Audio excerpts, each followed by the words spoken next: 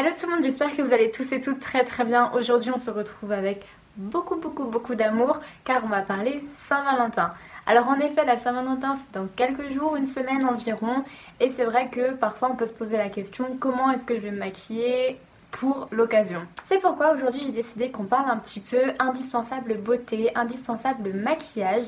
Alors bien évidemment ce ne sont que mes avis et n'oubliez pas qu'en ce jour des amoureux, c'est à votre Valentin qu'il faut faire plaisir, donc maquillez comme lui vous aime. Si dans ce que je dis il déteste tout ça et qu'il vous préfère avec d'autres choses, eh bien n'hésitez pas à lui demander, comme ça vous serez au top. Et nous, on commence tout de suite. Tout d'abord, même si nous aujourd'hui on va parler un petit peu plus du maquillage, n'oubliez pas de faire quelques jours avant beaucoup de soins, un masque, mettre vraiment de belles crèmes hydratantes pour que vous ayez une très belle peau le jour de la Saint-Valentin, c'est super important. Et une fois le jour J arrivé, on n'oublie pas tout d'abord de se laver le visage, de bien mettre ses crèmes et non plus on n'oublie pas d'appliquer une base, c'est super important. On va commencer cette vidéo en parlant du teint. Alors la première chose qui vient c'est le fond de teint, la bébé crème. Alors là j'ai envie de vous dire peu importe, je n'ai pas forcément de fond de teint ou de bébé crème ou de CC crème ou peu importe à vous conseiller car on a vraiment tous un type de peau différent. Je dirais qu'ici l'indispensable beauté c'est plus dans la manière de l'appliquer. Pour moi il faut que ça reste quand même très naturel. Il ne faudrait pas qu'on aperçoive une immense couche de fond de teint sur votre visage parce que vous avez des imperfections. Évidemment ça arrive d'avoir des imperfections, moi-même j'en ai, mais il vaut mieux mettre une petite couche de bébé crème, de fond de teint et venir avec un correcteur les camoufler. La deuxième chose qui vient c'est l'anti-cerne. Alors l'anti-cerne pour moi c'est vraiment quelque chose qui est très important aussi car c'est ce qui va vous donner bonne mine, qui va vous enlever votre côté fatigué, du stress que vous avez pu avoir pour la Saint-Valentin. Et là encore je n'ai pas forcément d'indispensable, d'un produit qui sort du lot par rapport à l'anti-cerne car là encore on a tous des cernes complètement différents. Par exemple il y a des personnes qui vont avoir le contour des yeux très déshydraté comme moi et donc forcément l'anti-cerne de quelqu'un qui a la peau déshydratée n'ira pas forcément à celui qui a la peau grasse, etc. inversement. Ensuite, troisième petite chose, le correcteur. Alors certains feront aucune différence entre l'anti-cerne et le correcteur. Pour moi c'est vraiment des choses complètement différentes. Il y a l'anti-cerne et il y a le correcteur car en fait c'est ce qui va venir camoufler vos petits boutons, vos petites rougeurs. Donc c'est pour ça que je trouve ça super important. Et dans ce que j'ai pu tester, j'en ai beaucoup aimé deux. Il y en a deux qui sont ressortis que j'ai racheté. Alors pour moi tout d'abord il y a le Kiko comme ça qui s'intitule Universal Stick Concealer. Il est toujours disponible et il me semble qu'il est à 6,90 €. C'est sous forme de petit stylo que vous tournez. Alors juste un petit conseil, pensez à le poudrer sinon il se déplace et il s'oxyde un petit peu. Sinon on a aussi mon chouchou, c'est vraiment mon correcteur favori. Il pourrait, j'ai l'impression, camoufler n'importe quoi. C'est donc le correcteur de Stendhal qui s'intitule Anti-cerne justement, Under Eye Concealer Corrector. Mais le problème c'est que, alors oui j'en ai presque plus, du coup j'y vais au coton-tige à l'intérieur. Le souci c'est qu'il est très sec et comme j'ai le contour des yeux très déshydraté, je m'en sers pas du tout comme anti-cerne. Mais par contre pour cacher les boutons ou les rougeurs, c'est un truc de dingue. Mais celui-là il est un petit peu plus cher il me semble, il coûte 18 €, 18,50 € il me semble. Mais top. Ensuite évoquons la poudre. Alors la poudre, c'est vrai qu'on peut se dire c'est facultatif, on n'en a pas forcément besoin. Mais je trouve que justement la poudre c'est l'indispensable également Saint-Valentin. Car de 1, elle va permettre de fixer votre maquillage pendant toute la soirée, donc le rôle d'une poudre basique. Mais en fonction de la poudre que vous choisirez, elle va vraiment vous donner un teint de poupée, un teint vraiment très velouté, comme si vous étiez flouté du visage. Là encore, vous avez des poudres très bien à un petit prix, je pense les poudres de Maybelline par exemple. Mais en ce moment, j'ai vraiment un énorme coup de cœur pour la poudre de chez Fenty Beauty. Vraiment, elle est extrêmement fine et dès que je la mets, j'ai tous les pores floutés, j'ai la peau qui est hyper douce et donc vraiment c'est un gros coup de cœur. Mais c'est vrai qu'elle est très onéreuse, il me semble qu'elle fait 31 €, ce qui est quand même très cher. Mais en tout cas elle est super top et il y a énormément de quantité dedans. En ce qui concerne le blush, pour moi c'est ce qui va vraiment donner le côté romantique à la soirée si vous n'avez pas trop l'habitude d'en mettre. Car au final ça va vous faire rougir, vous donner un petit peu des couleurs et je trouve ça juste trop romantique. Alors bien sûr il faut quand même doser avec modération, ça c'est clair et net. On ne veut pas se retrouver toute rouge ici et avoir une grosse barre comme si on avait un coup de soleil, ça c'est clair et net. Et donc cette fois j'ai 3 blushs à vous présenter, enfin 3 gammes de blushs. Donc tout d'abord Kiko, leurs blushs je les trouve très très bien. Là c'est une ancienne collection que j'ai, c'est un blush un petit peu corail, irisé, trop beau. Vous pouvez le retrouver, il n'y a pas de souci. Alors pas sous ce packaging parce que la collection elle est finie, mais n'hésitez pas à aller checker leurs blushs, ils sont pas très pigmentés, mais justement ça permet de construire un maquillage. Alors je sais qu'on voit pas trop bien la caméra avec les éclairages, mais c'est le blush que j'ai ici et je n'ai pas mis d'highlighter, donc vous voyez qu'il est quand même beaucoup irisé, mais il est vraiment super bien. Deuxième blush à vous présenter, c'est si on part sur un blush un tout petit peu plus cher, mais toujours dans une gamme de prix très abordable, c'est les blushs Sephora. Alors là c'est une ancienne collection, ils ont revu leur packaging, mais les blushs Sephora sont vraiment très bien. Donc là vous voyez c'est une teinte un peu passe-partout, elle est complètement mate celle-ci. Mais franchement pour 11,95€ leurs blushs sont top. Alors juste faites attention, ils sont extrêmement pigmentés, donc allez-y très doucement et estompez bien. Après, troisième blush, c'est plutôt une palette de blush, mais vous pouvez les trouver individuellement. C'est donc la Blush Bar de chez Benefit. Franchement leurs blushs pour moi ça reste les meilleurs. Ils sont pas trop pigmentés. Donc là c'est une palette, vous avez plein de fards. Ce fard est magnifique, franchement. Et vraiment il s'estompe magnifiquement bien, ils se fondent dans la peau, c'est vraiment top.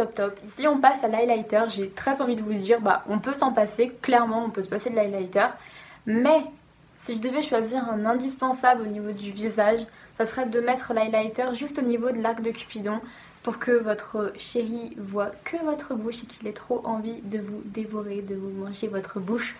Voilà, et également un autre endroit, c'est dans le coin interne de vos yeux pour illuminer votre regard.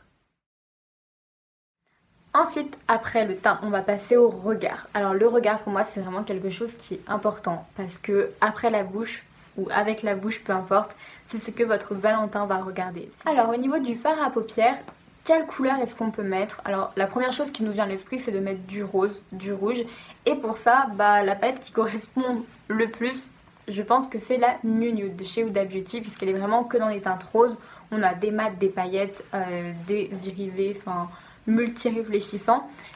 Si vous voulez des idées de maquillage, n'hésitez pas à aller checker en barre d'infos. J'avais fait un 3 looks une palette, donc n'hésitez pas à aller voir. Mais vraiment on est sur une gamme de couleurs rosées, vous pouvez pas faire autre chose que du rosé, ça c'est clair et net. Après dans la New Nude, qui coûte quand même 65€, on a vraiment que du rose. Alors on peut se dire, mais si j'achète cette palette, est-ce que vraiment je vais m'en resservir? Par conséquent, si on veut rester un petit peu dans le rose mais qu'on n'est pas très sûr de notre tenue ou je ne sais quoi, on peut prendre une autre palette, je trouve, qui se marie très bien à la Saint-Valentin. C'est la Modern Renaissance de Anastasia Beverly Hills, car vous avez du rose mais vous avez également des teintes un peu plus neutres, j'ai envie de dire, comme du orange, du doré, du marron.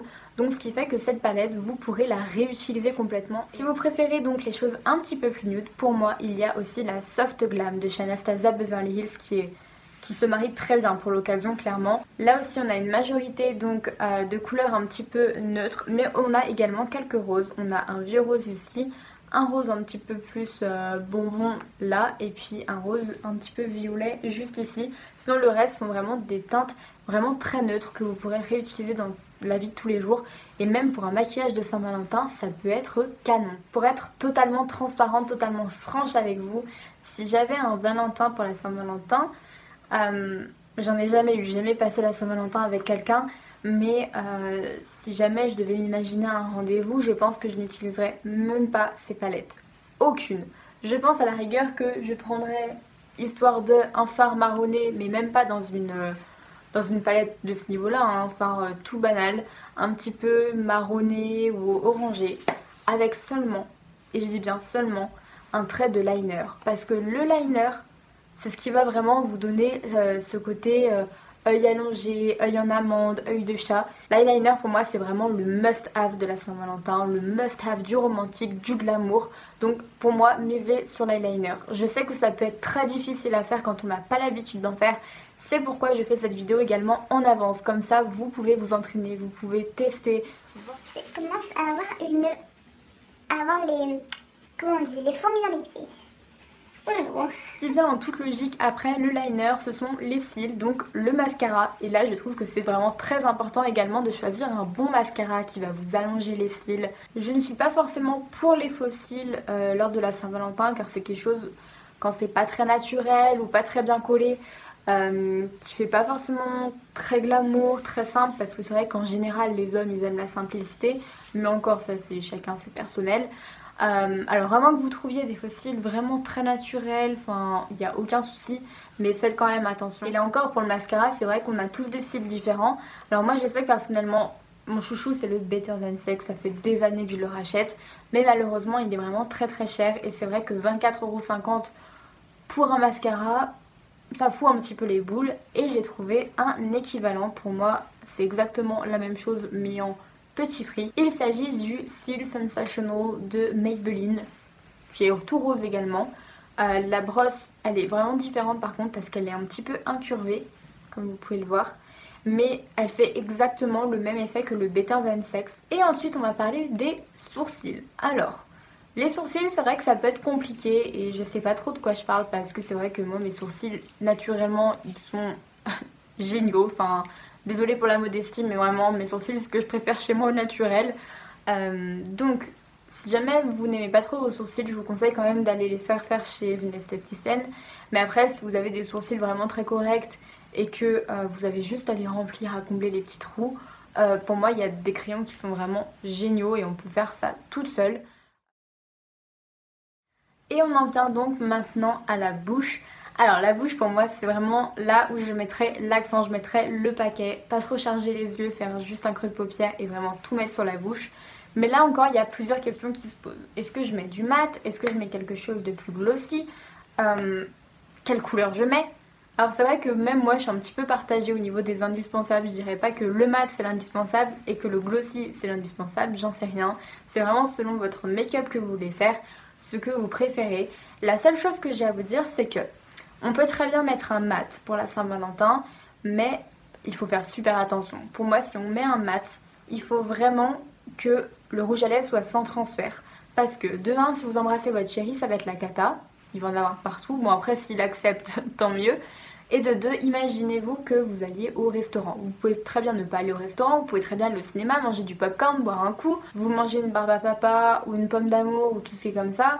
Et là encore c'est la cata, vous en avez de partout. Donc pour moi le mat c'est vraiment indispensable qu'il soit sans transfert. Les meilleurs mats sans transfert pour moi c'est ceux de chez Sephora. C'est vraiment ceux qui ont zéro, mais zéro transfert. Donc là j'ai la teinte 01 qui est vraiment le rouge parfait. Et en plus ils coûtent 10,99 € donc ils sont pas très chers. Donc soit vous partez sur un rouge vraiment qui va vous faire le glamour total, ou alors vous partez sur une couleur un petit peu plus nude. Mais pour moi on peut également mettre du glossy. Alors là c'est un petit peu pareil, c'est vrai que quand on embrasse notre chéri ça colle un petit peu, mais la différence c'est que dans le glossy pour moi il vaut mieux partir sur un transparent ou légèrement teinté, car comme je vous ai dit, vous allez au restaurant, vous allez quelque part, la seule chose que ça va faire c'est que votre rouge à lèvres, votre gloss va juste s'estomper. Donc pour moi le gloss vraiment top c'est celui de chez Fenty Beauty. Je l'ai en teinte Fenty Glow, c'est un gloss bombe. Il coûte 17 € il me semble et vraiment il est trop beau. Donc c'est un gloss qui reste assez naturel mais j'ai l'impression que c'est la couleur universelle entre guillemets des lèvres. Ce qui fait que quand vous allez l'étaler comme ça, il va de un teinter légèrement vos lèvres et de deux j'ai l'impression qu'en fait il va rendre vos lèvres plus belles. Il va embellir vos lèvres en fait. Mais c'est vrai que 17 € dans un rouge à lèvres ça peut être un petit peu pénible si on n'a pas les moyens. Donc j'en ai trouvé un. C'est le NYX Lingerie Shimmer comme ça qui est en teinte clear. Et c'est vraiment un gloss blanc.